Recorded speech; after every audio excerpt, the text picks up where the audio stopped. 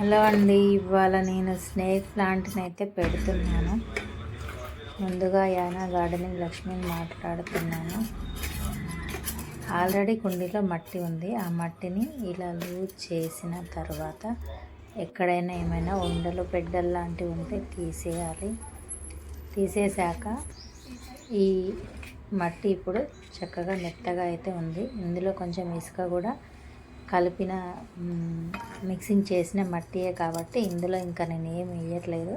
ఇలా హోల్ చేసి మనం ఆ స్నేక్ ప్లాంట్ ఆకులను అయితే పెట్టాల్సి ఉంటుంది. చూసారు కదా, 3 అయితే తీసుకున్నాను నేను ఇక్కడ. ఈ 3 ఎన్ని బ్రతుకుతాయి, ఎన్ని చక్కగా వస్తాయో చూద్దాము. ఇవి పెట్టేటప్పుడు మనం ఎలాంటి కంపోస్ట్ ఇవ్వాల్సిన అవసరం అయితే ఉండదు. ఇవి పెట్టిన తర్వాత నీడలో అయినా ఉంటాయి, లైట్గా ఎండ షేడ్ తగిలినా ఉంటాయి. ఈ మొక్కలు ఇంట్లో ఉంటే ఆక్సిజన్ సిలిండర్ మనతో ఉన్నట్టే, ఆక్సిజన్ ఫ్యాక్టరీ మనతో ఉన్నట్టే ఫీల్ అవ్వచ్చు.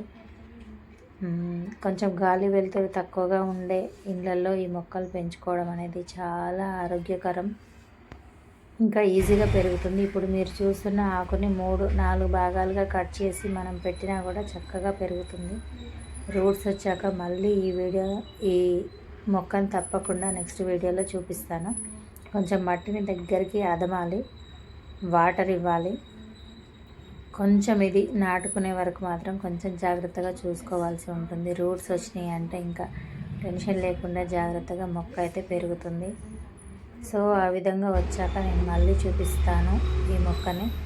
ఇప్పుడు వాటర్ అయితే ఇస్తున్నా. ఇదండి వీడియో. Thank you.